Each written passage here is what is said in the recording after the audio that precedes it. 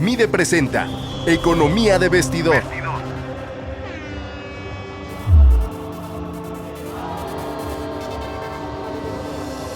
Las opiniones que escuchas en este programa son de quienes participan en él y no representan la postura del Museo Interactivo de Economía. Este es un espacio para conversar, opinar y disfrutar el fútbol. Hoy, en este episodio, hablaremos sobre cómo el fútbol impacta en la economía mexicana y para eso tenemos tres grandes invitados que voy a presentar a continuación. Sofía Ramírez es la directora general de México, ¿Cómo vamos?, y una de las mujeres más influyentes en el análisis de la realidad nacional. Formada como maestra en economía en el ITAM, su carrera se enfoca en analizar indicadores macroeconómicos complejos para traducirlos en políticas públicas y progreso social palpable. Su especialidad es el combate a la desigualdad, con un fuerte enfoque en cerrar la brecha salarial de género en nuestro país. Recientemente ha liderado estudios para explicar la derrama económica de la Copa del Mundo 2026 en la ciudad de sede y visibilizar con datos duros la deuda financiera con el deporte femenil. Bienvenidísima, Sofía. Muchísimas gracias, Eder. Me encanta estar aquí.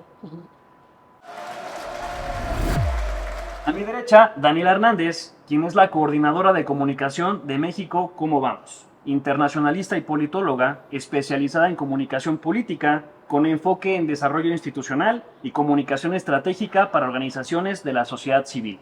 Diplomada en diseño de experiencia de usuario, lo que le permite integrar pensamiento estratégico y comunicación digital en el desarrollo de proyectos, productos y plataformas digitales. Bienvenida, Daniela. Muchísimas gracias, contentísima de estar acá con ustedes.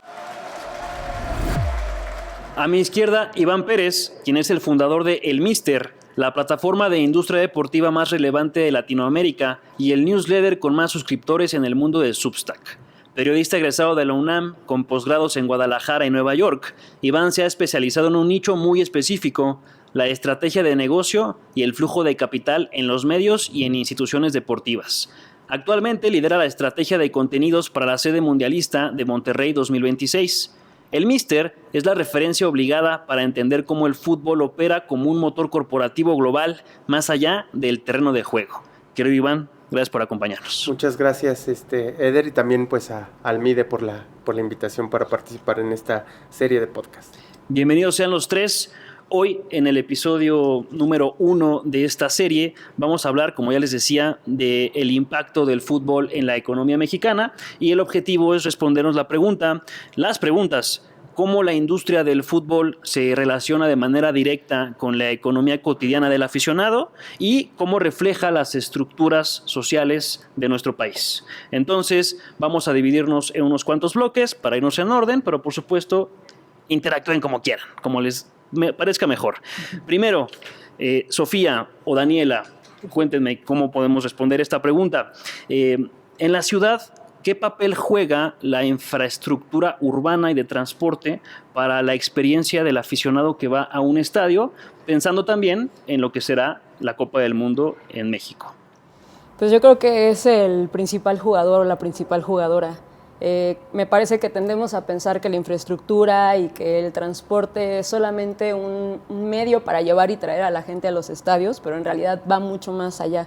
Si nos detenemos a pensar un poquito en todo lo que implica y todo lo que se juega en esta materia, nos damos cuenta que no es nada más medios de transporte o no es nada más iluminación en las calles o alrededor de los estadios, sino puede ser incluso un filtro que define quiénes llegan a la fiesta del fútbol.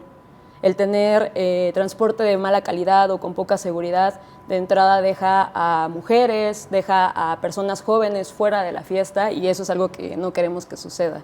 El fútbol además no solamente son los primeros, no solamente son los dos tiempos, los 90 minutos y el tiempo agregado, sino es todo lo que pasa antes y después del partido formal.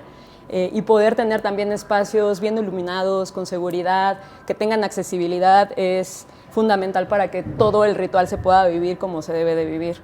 Entonces yo diría que es muy, muy importante, sobre todo considerando que en el caso, por ejemplo, del Mundial, estamos pensando en 3 ciudades sede que albergan millones y millones de personas. La Ciudad de México alberga 9 millones de personas, Guadalajara Jalisco, 9 millones de personas y en Nuevo León, 6 millones de personas. Entonces, solamente pensar en lo que se necesita para mover a esas personas, pero que además sea con un transporte de calidad, con servicios de calidad, que realmente estén comunicados los transportes, los puntos que queden cerca del estadio, pues bueno, creo que es una discusión que vale mucho la pena traer y poner sobre la mesa. Sof, no sé si quieras agregar algo Me más. parece que estás poniendo todos los elementos sobre la mesa, Dan, sobre todo porque, como bien dices, si bien Ciudad de México tiene 9 millones de personas, eso es solo la demarcación geográfica y sabemos que alrededor de las ciudades, en concreto el Valle de México, bueno, hay el doble o más de personas que viven y que obviamente van a acercarse ya no solo a los estadios, sino a los fanfests que va a haber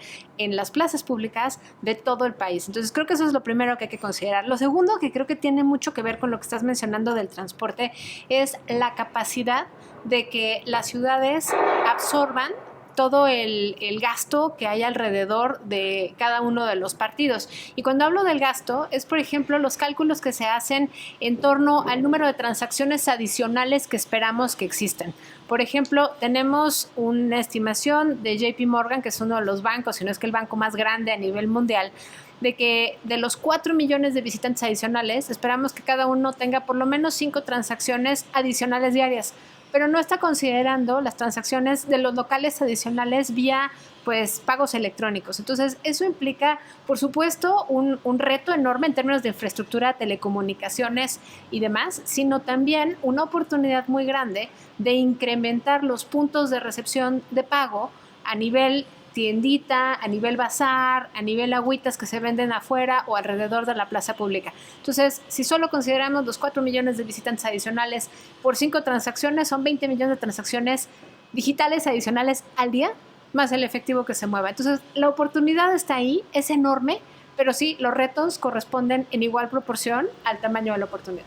Eder, aquí me gustaría complementar con una serie de datos. Nosotros en el Mister publicamos a 100 días del Mundial, 100 días, 100 datos claves de la Copa del Mundo.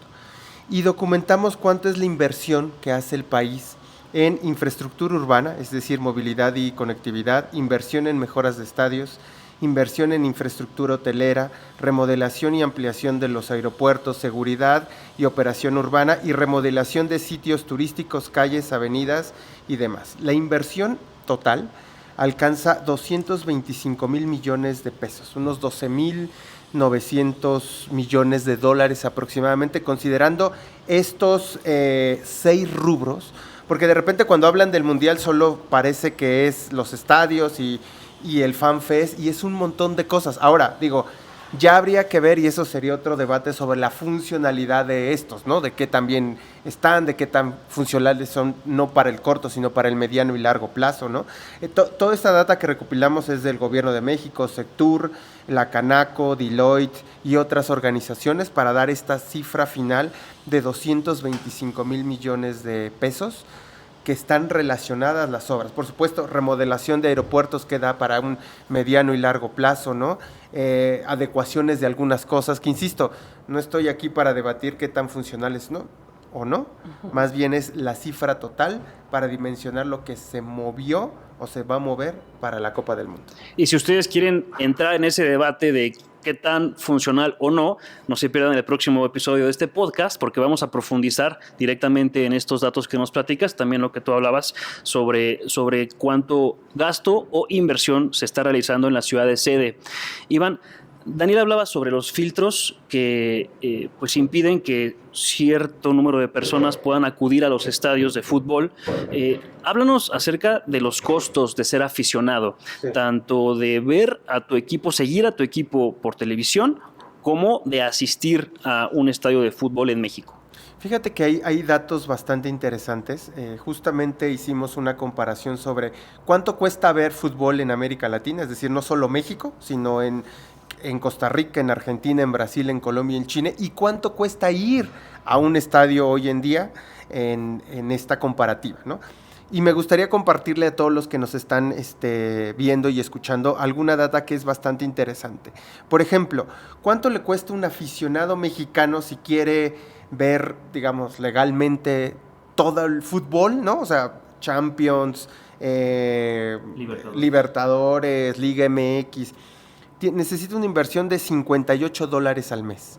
Es el segundo país donde el costo por ver fútbol es más caro, solo superado por Costa Rica, que son $68 al mes. Estás hablando que al final del año un aficionado mexicano invierte 12,458 pesos por ver todo el fútbol. ¿Qué significa esto? 12,000 es mucho, es poco. Bueno, esto representa 1.3 el salario mínimo. Es decir, tienes que dar un mes de tu salario más una tercera parte del otro, si es que llegaras a cobrar el salario mínimo de 9,582 pesos, para ver, ¿no? O sea, es decir, no es tan accesible. Y luego, si eso le sumas que para ver fútbol en México, solo la Liga Mexicana, necesitas tener 14 plataformas, algunas gratuitas, ¿no? Otros televisión abierta y televisión de paga. Ahora, si nos vamos al tema de cuánto cuesta ir a un estadio, ¿no? ¿Qué tan caro es para el aficionado? Hicimos este estudio solo con las entradas más económicas. Lo cierto es que el precio promedio nosotros empezamos a estudiar hace 3 o 4 años el fenómeno, estaba entre 300 pesos. Hoy el precio promedio está superando, ya llegando a los 589 pesos, sin el análisis del torneo actual por los precios de hoy, que seguramente puede llegar a 700 pesos, 600 y cacho. Es decir, pues dejó de ser un espectáculo para la gente, ¿no? Popular, claro. Sí, dejó de ser popular, porque si solo estás pagando 589 y lo multiplicas por 2, más refrescos, más una cerveza, más... O sea, ahora el estacionamiento, ¿no? Que ahora también el ahora, estacionamiento bueno, pues ya no te des el lujo de ir en estacionamiento, porque pues te va a salir más caro que todo, es prácticamente el doble. Y dicho esto, por ejemplo, ¿cuánto cuesta ir a un estadio en Argentina? Es 2.1 días de salario mínimo en Argentina. Es el país donde es más caro. Segundo es México. Casi 2 días, 1.7 días de salario mínimo. Después Brasil, Colombia, Chile y Costa Rica, que es menos de un día, ¿no? Estamos hablando que por eso, y es algunas de las charlas que hemos tenido, Eder, me parece que los clubes y las propiedades deportivas, incluyendo selección nacional, sí tienen un compromiso social para ofrecer ya tan solo el espectáculo por el costo, ¿no? O sea, sí creo que tienes que estar obligado, club y propiedad deportiva, a hacerlo. Y de repente se habla mucho de, no, es que hay que cuidar el resultado. Híjole, los técnicos dicen, yo hago lo que sea y gano 1-0. ¿Sabes? Está pagando 2 personas que están pagando casi 2,000 pesos. ¿No se merecen un poquito más, no? Lo dejo ahí como reflexión, que me parece importante ponerlo en la mesa, ¿no? Cuando estábamos acostumbrados a que el fútbol siempre se transmitiera por televisión abierta y pudieras ver los 9 juegos del fin de semana en el canal que tú quisieras, y hoy en día pues ha sido complicado. El Estadio Azteca en su reinauguración tuvo una muestra del aficionado que pagó altos costos por estar ahí y al final no le gustó el espectáculo y decidió abuchear, ¿no? Es una de estas cosas que quizás son consecuencias de las decisiones tomadas, ¿no? Sí. Oye, perdón, yo quisiera ahí abonar algo que decía Iván que me parecía interesante. Y desde el ángulo de economía, pues obviamente vas a decir, no, inflación, ¿por qué hablamos de lo más doloroso del mundo? Pero fíjate que las estimaciones del sistema financiero, en concreto de Finamex, hablan de un incremento de la inflación de entre 10 y 13 puntos base al final del año. Es decir, si la inflación estimada al final del año era de 4.5%, pues va a ser de 4.6 o 4.63%. Entonces tú me dirás, ay, bueno, ¿qué es eso? Pero pues eso le va sumando todo lo que estás mencionando, Iván. Al final del día son 50 pesos, 5 pesos del metro, 6 pesos del metrobús, pero además, pues ustedes vieron la línea 2, cómo ha estado fallando todavía a escasas semanas del inicio del Mundial, a pesar del incremento en el presupuesto de 1.500 millones adicionales que se ha destinado de presupuesto del Mundial a nivel federal para ese tema. Entonces, realmente te habla de que no es tan fácil remozar una ciudad cuando no tiene la infraestructura terminada justamente para trasladar a tantas personas. Entonces, yo me quedaría con ese tema en particular de cuánto se está incrementando al bolsillo de las personas, no solamente de quienes van al Mundial.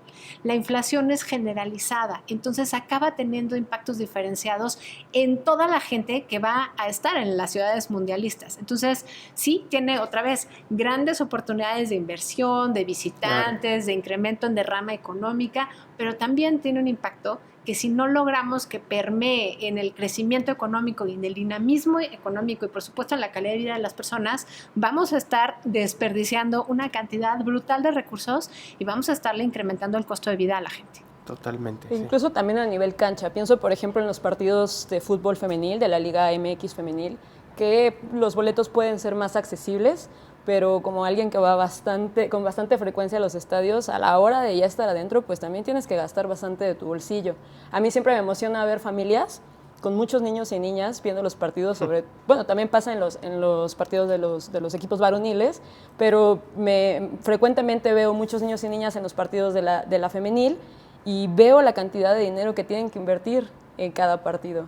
Entonces, sí es muy importante, insisto, en seguir pensando cómo estructuralmente esto también son filtros, sobre todo si queremos que vaya más gente a los partidos, en este caso a los partidos de los equipos de las chicas, y hay otra barrera que se tiene que cubrir a la hora de ya estar dentro de los estadios, ¿no? Qué bueno que tomaste el tema del fútbol femenil, porque les quiero preguntar, Sofía, Daniela, sobre este importante tema de la brecha salarial entre las jugadoras y los jugadores. Ustedes publicaron en 2021 un comunicado en el que hablaban sobre datos de los sueldos, ¿no? En cuanto a los hombres, el salario promedio en ese momento, 2018, que fue un año después de que se inauguró la Liga MX femenil, los futbolistas hombres ganaban en promedio 640,000 pesos mensuales y las futbolistas mujeres aproximadamente 3,500 pesos mensuales, que es el 0.6% de lo que ganaban los hombres en ese momento.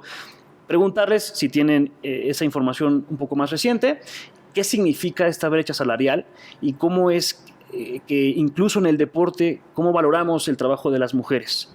Mira, yo empezaría a decirte que ciertamente en el promedio se pierde el detalle. Entonces, esto era claramente para visibilizar hace unos años las enormes brechas salariales que había y que siguen habiendo. No quiero con ello decir que ya lo resolvimos. Sin embargo, ya hemos ido teniendo esta conversación en los años y ha habido desde 2020 una reforma incluso en FIFA donde obliga a otorgar licencias por maternidad a las jugadoras, donde empieza a haber un poco más de conversación alrededor de estas brechas. Marion Reimers ha hecho un trabajo fenomenal en visibilizarlas a lo largo de los años y sobre todo creo que ahí el tema central es que hay que hablar de infraestructura, de cuidados, porque ustedes saben que las mujeres cuidan el doble de tiempo que los hombres a crías y por supuesto enfermas, adultos mayores y demás.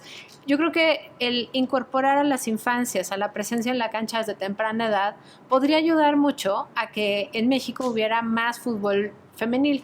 Ahora, en México, hasta donde estuve leyendo hoy por la mañana, era uno de los países donde hay más mujeres jugando fútbol en la vida cotidiana. O sea, algo así como 1 de cada 5 mujeres juega fútbol. No quiere decir que sean profesionales, no quiere decir que les paguen por ello, pero si ven esa proporción, no es algo que sea evidente en el resto del mundo. Entonces, yo creo que sí hay una parte muy importante que aborda las desigualdades en la cancha, pero las desigualdades empiezan desde fuera de la cancha. Entonces, para que se den una idea, hace unos años cuando hablábamos de estas desigualdades dentro de la cancha, pues una mujer y un hombre tenían una brecha salarial, digamos, la mujer ganaba alrededor de 85 pesos por cada 100. Ahorita esa brecha en promedio se ha hecho un poquito más grande, estamos hablando de 83 pesos, que gana una mujer por 100 que gana un hombre. Y obviamente al tener una base donde todos ganan más, pero las mujeres ganan menos en términos relativos respecto a los hombres,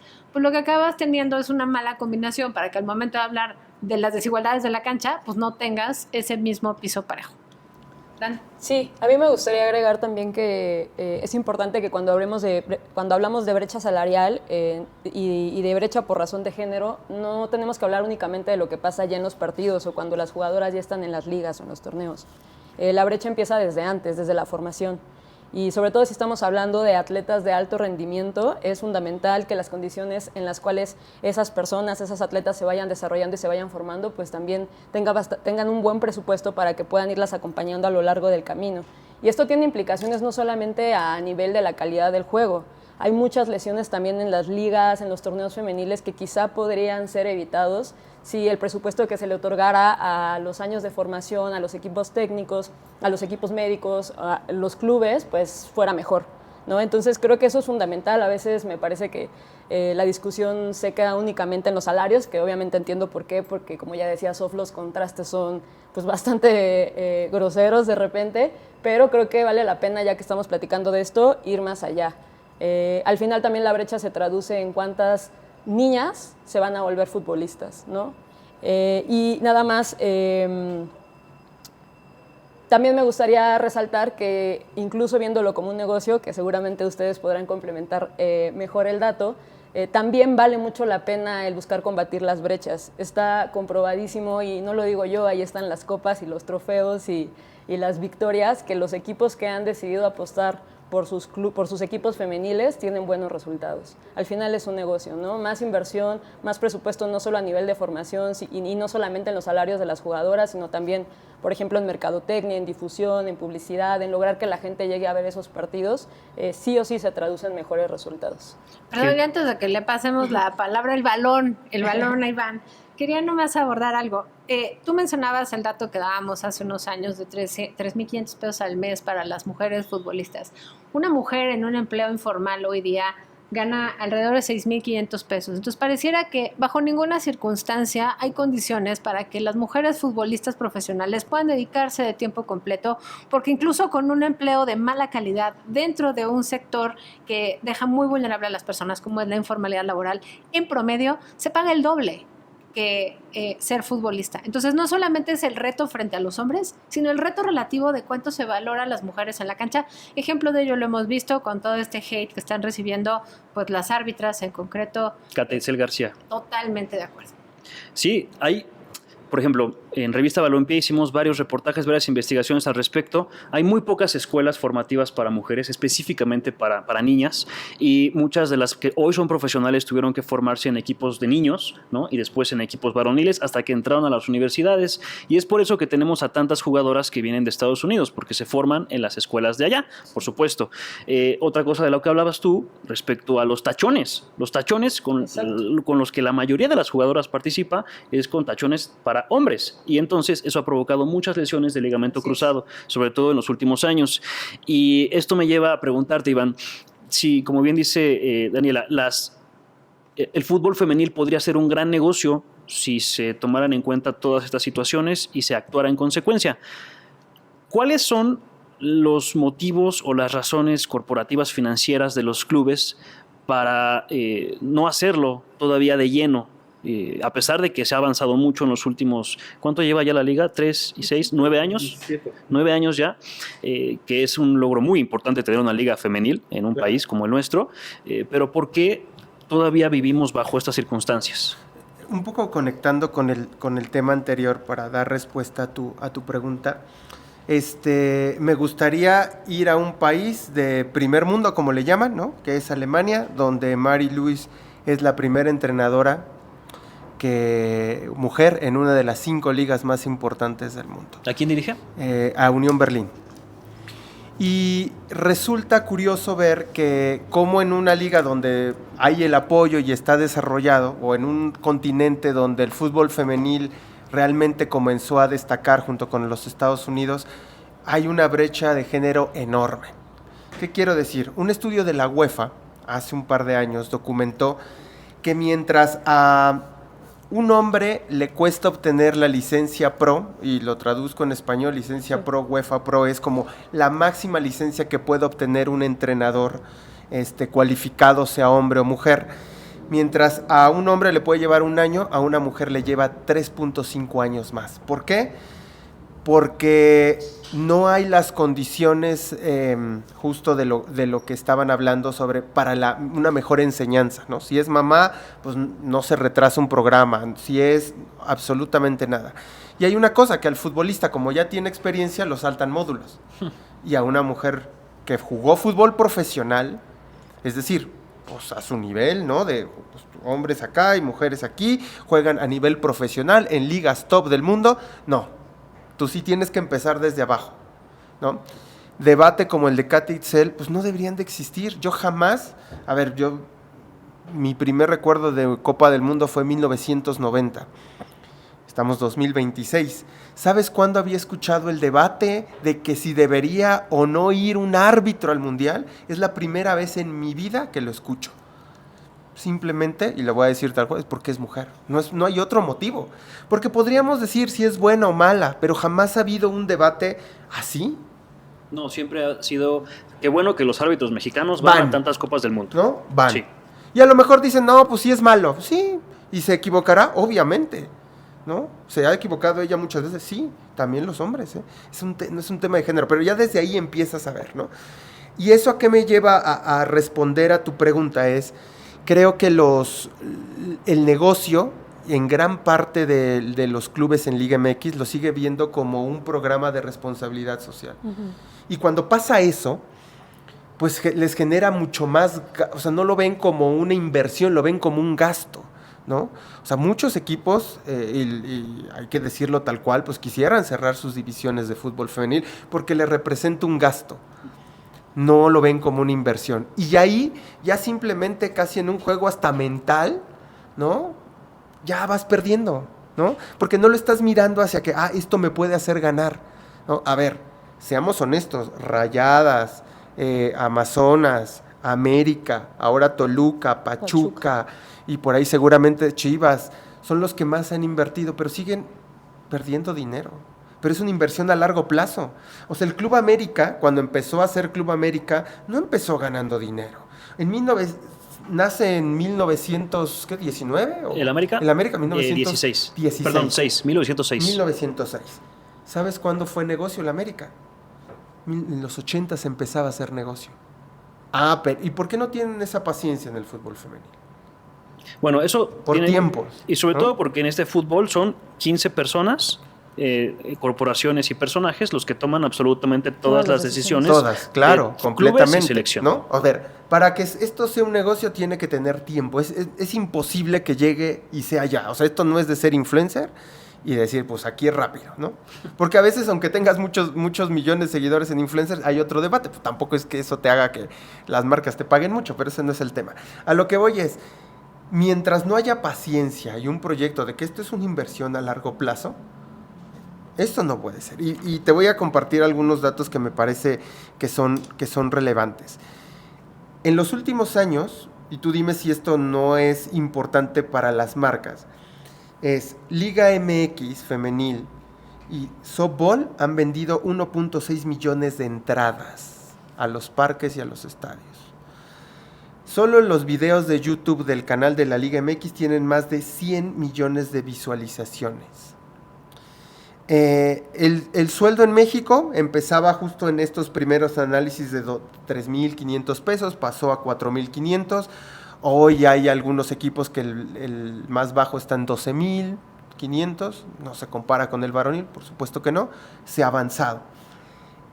11 de las 14 ligas de fútbol femenil en América Latina ya tienen un sponsor principal, ¿no? Es decir, se han ido avanzando, me parece, de manera importante, pero esto lleva tiempo. Insisto, el Club América, si nace a principios sí, claro, no era el deporte como ahora lo conocemos, me queda claro, pero ¿cuántos años pasó para que fuera un negocio? No, principalmente pasaron 40 años para que el fútbol se hiciera profesional. Selección mexicana, y esto lo tengo que decir, la selección mexicana antes del Mundial 2006 no era un negocio.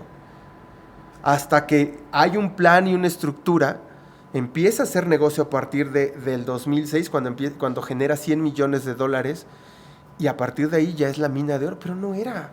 ¿Cuántos años tiene jugando la selección mexicana? Pero además, perdón, es que ahí retomando un poco lo que ponía Daniela sobre la mesa, cuando tú vas a un partido femenil, el ambiente es mucho más familiar, y tú miras, ¿y eso qué tiene que ver con lo que estamos diciendo?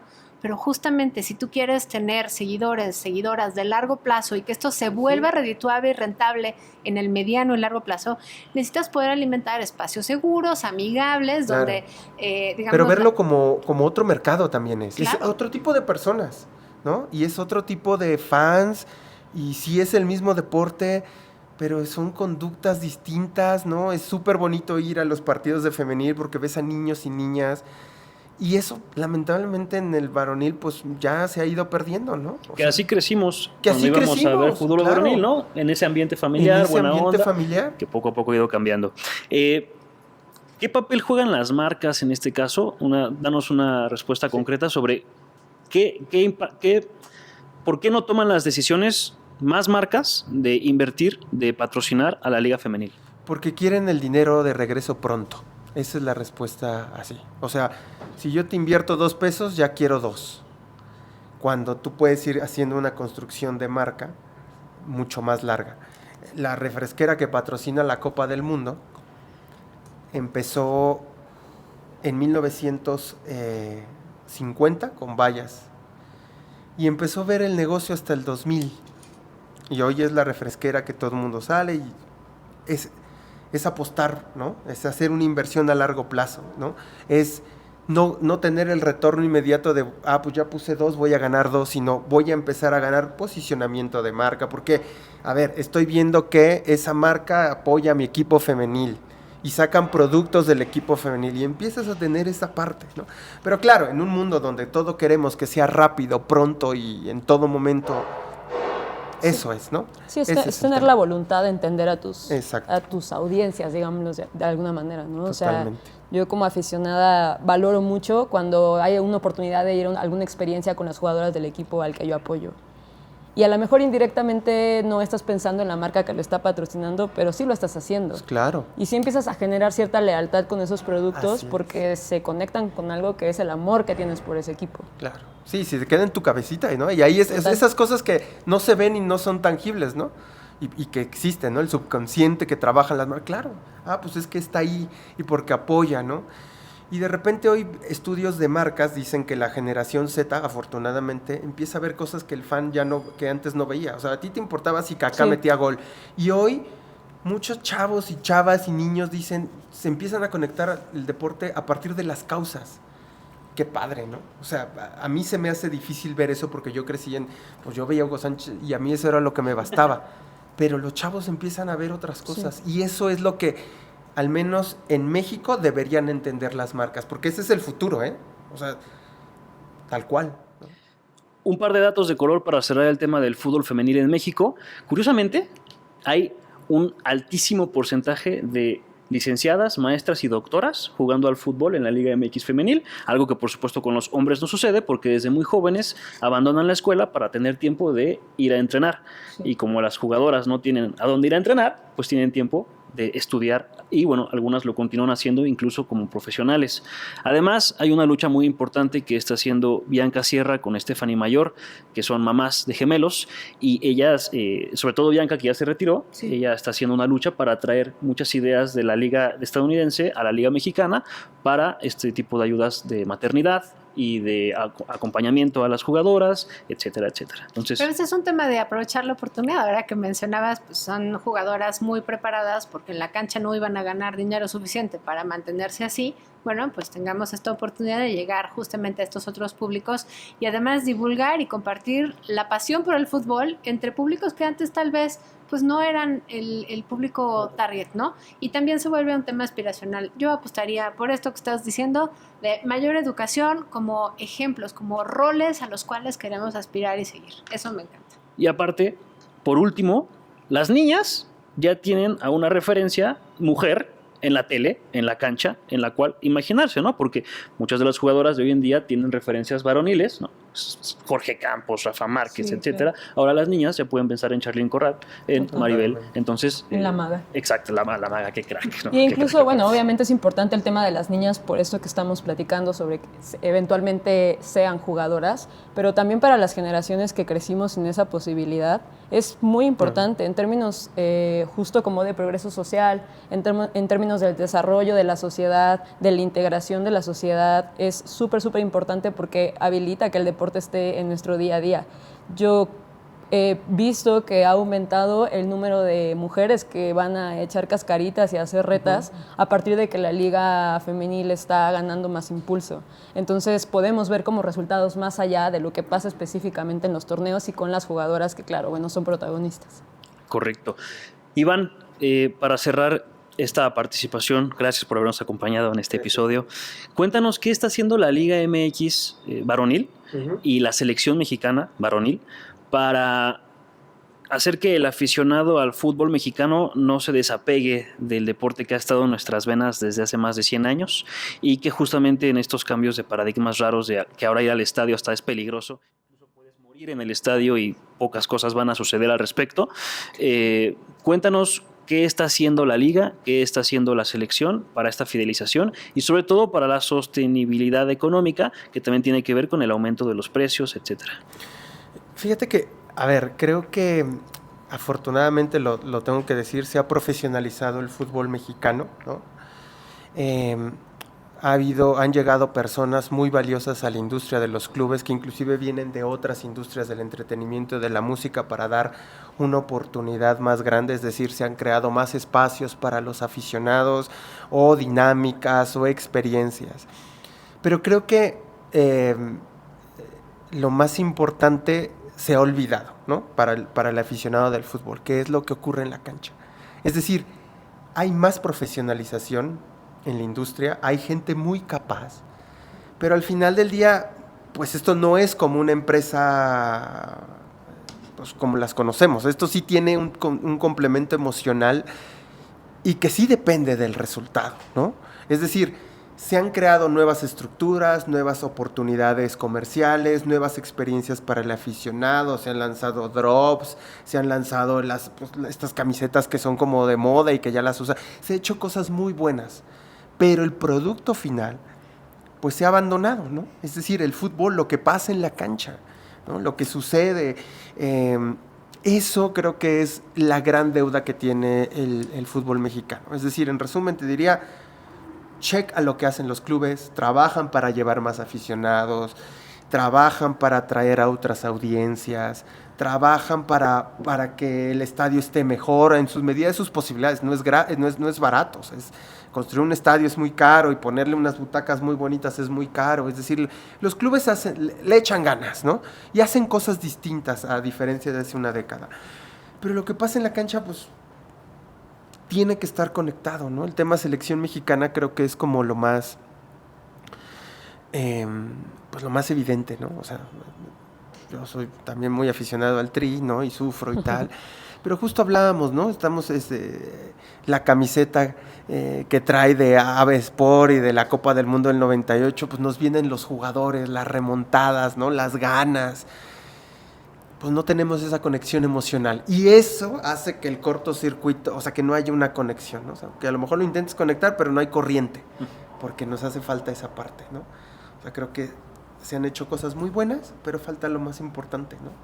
Que abajo el espectáculo valga la pena. Lo hablamos en un principio, creo que los clubes deberían de estar comprometidos. Si un directivo sí podría ir a decirle al entrenador de, oye, tienes que jugar mejor. Yo no sé, esa es tu chamba. O sea, yo no soy técnico, pero tienes que hacer jugar mejor porque la gente está pagando 2,000 pesos para venir aquí con su familia. O sea, que a lo mejor tú no sabes, pues es lo que va a divertirlos durante 3 o 4 meses. Sí, claro. Para que vayas y tú estés atrás cuidando el 1-0, porque así es el fútbol. No, sí necesita tener el fútbol esa conciencia social, que no la tienen hacia el aficionado. El respeto, estás pagando. ¿Y por qué la gente deja ir a los estadios? Pues porque mejor me pago una buena comida en un restaurante donde me van a atender, donde voy a estar en aire acondicionado, ¿no? ¿O por qué mejor pago eso en mis plataformas de Netflix? Porque voy a estar sentado y lo voy a ver mejor.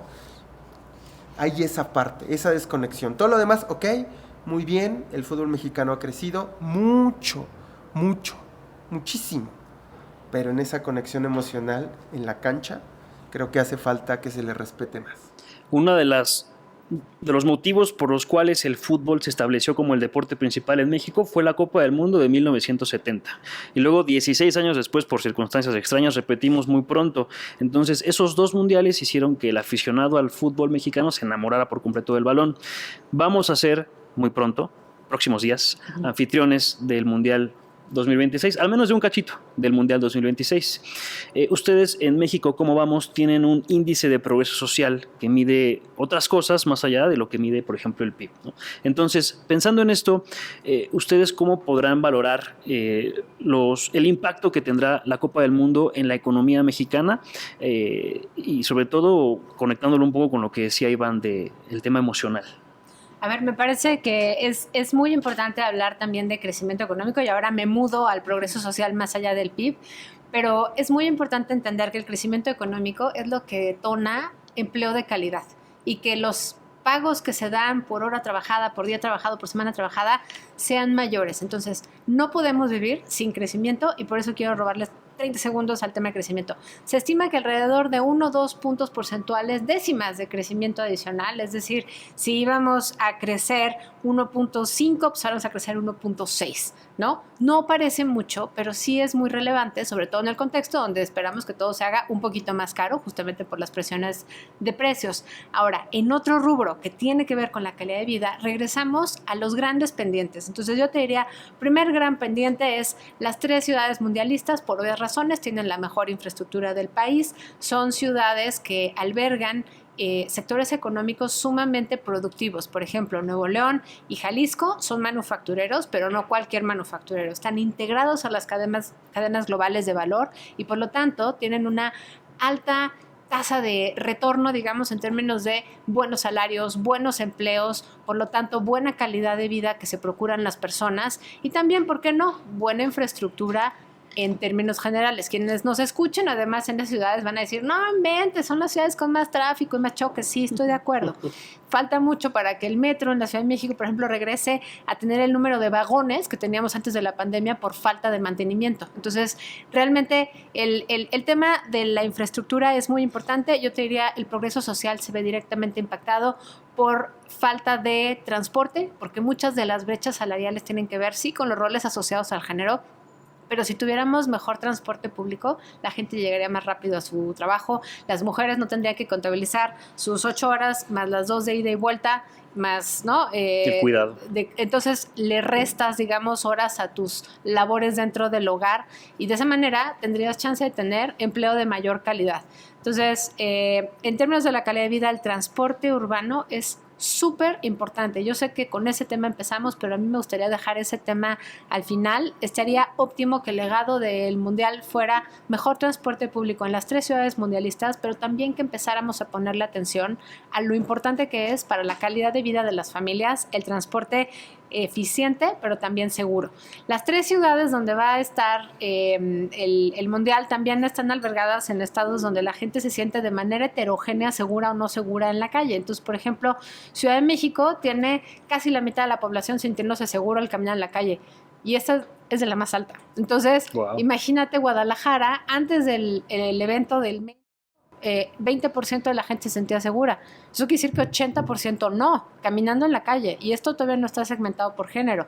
En Monterrey es más o menos también mitad y mitad. Pero entonces es transporte público, seguridad pública, percepción de seguridad para que puedas entrar y salir del estadio, así el partido termine a medianoche, así no haya suficiente transporte público habilitado. O sea, la percepción de seguridad también hace que tomemos decisiones económicas importantes y este índice de progreso social justamente pues lo que nos acaba dando cuenta es de un resumen de resúmenes y ahí es donde vemos que estos 3 estados, Monterrey, Nuevo León, Jalisco y Ciudad de México son los que están dentro de los estados con mayor progreso social, justamente porque son los que tienen actividades económicas más productivas. Ya no les dije, Ciudad de México no somos manufactureros, pero tenemos servicios financieros y eso hace pues, que también tengamos alta tasa de empleo de calidad, buenos salarios y buenos ingresos. Pero el resto del país está todavía pendiente porque si sumamos estos 3 estados estamos hablando de apenas 15, 18% de la población. Importante es que no olvidemos que en estos fanfests, en estos partidos que se van a celebrar en México, así sean solo el 13% del total de los partidos, va a haber un impacto, como bien mencionabas, Iván, a nivel local y que la experiencia de los fanfests tiene que ser tan intensa como fue o como debiera ser adentro de los estadios, que además por las razones que decía Daniela, pues sabemos que muchas veces la gente de a pie no va a poder acceder a los partidos en México, pues porque son muy caros, porque están en niveles prohibitivos. Ya mencionabas cuántas veces de salario tenías que ahorrar para poder llegar. Entonces, yo con eso me quedo. Seguridad, transporte y por supuesto calidad de los ingresos determinan el progreso social en las sedes mundialistas y por lo tanto pues tendremos que ver que esto se traslada en algo de mediano y largo plazo y no solamente pues en el gastito del verano, que pues es importante pero no necesariamente te genera mayor calidad en el tiempo. Sí, como dijo el director de transporte de Nuevo León, ¿no? Que no iban a terminar el metro a tiempo, 12 kilómetros de los 36 que habían proyectado, vamos a ver cuándo los terminan. Daniel, ¿algo que vas a agregar tú? Pues me gustaría redondear con esta idea de pensar a futuro, ¿no? O sea, creo que no es algo que únicamente se debe de hacer en términos de la industria o del negocio, sino también las personas tomadoras de decisiones, las autoridades, deberían de estar haciendo sus planes pues a futuro. Necesitamos que esas inversiones en infraestructura sean de calidad y que funcionen sobre todo más allá del Mundial, ¿no? Un poco la idea sería poder construir y pensar y planear cosas que queremos que pasen durante el Mundial, pero para que se queden todo el tiempo. Y eso tiene que ver, además de con la infraestructura, pues también con la necesidad de que los empleos que se generen sean empleos de calidad y no solamente empleos en la informalidad, que bueno, Sof también ya nos compartió varios datos de por qué eso importa. Este tema de vincular la pasión y la fiesta del fútbol a la sociedad, no solamente en términos de pues, ser conscientes y nutrir esa pasión y ese amor que hay por los equipos, sino también, digo, ya sabemos todas y todos que el deporte es fundamental, por ejemplo, para temas como la salud mental, más allá de la salud física y la prevención de enfermedades. Entonces creo que bueno, también es como algo que podría funcionar y que es importante que se vincule más allá de la fiesta del Mundial. Y algo que me parece muy importante que también seguramente platicarán en otros capítulos, otros episodios, es cómo vamos a hacer para combinar esta fiesta con el día a día de la población mexicana. Porque ese también es un gran tema, ¿no? Necesitamos que la gente pueda llegar a sus trabajos, a sus casas, que puedan tomar el transporte público que utilizan en el día a día para pues, poder hacer sus labores cotidianas. Es algo que no se va a solucionar únicamente con un par de días de home office. Claro.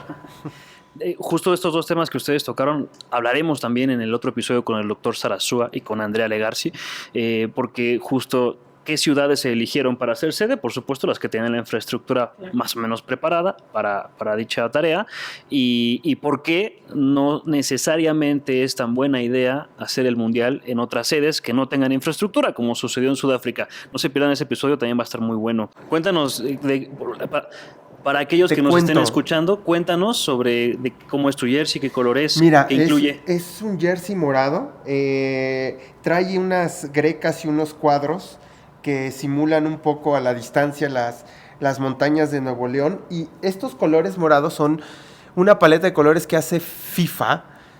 A cada ciudad sede le da una cierta paleta de colores donde tú podías, por ejemplo, aquí se ve atrás una que no tengo letras como en verde, que hace la simulación del Cerro de la Silla aquí atrás, que es el atardecer de Nuevo León, ¿no?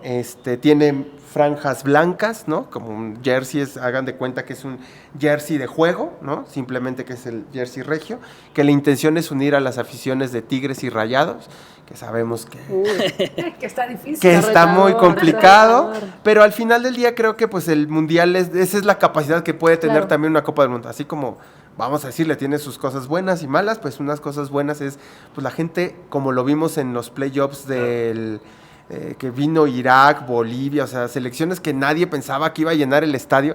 Ahí vemos a los regios apoyando, ¿no? Claro. Y ahí no había Rayados ni Tigres, era fan del fútbol, ¿no? Que esa es la pasión, ¿no? Pues muchachos, muchachas, Daniela, Sofía, muchas gracias, Iván, por habernos acompañado en este episodio. A todos aquellos que nos escucharon, les recuerdo que la exposición Pasa el Balón estará aquí en el MIDE durante los meses de mayo, junio, julio y agosto de 2026. Por si están escuchando esto en 2040, que sepan que ya no está. Vengan al MIDE, visítenla, diviértanse, vengan a las charlas, se la van a pasar muy bien. Muchísimas gracias por su participación. Gracias. Gracias a ustedes por habernos escuchado. Gracias y al MIDE. Nos vemos en el próximo episodio.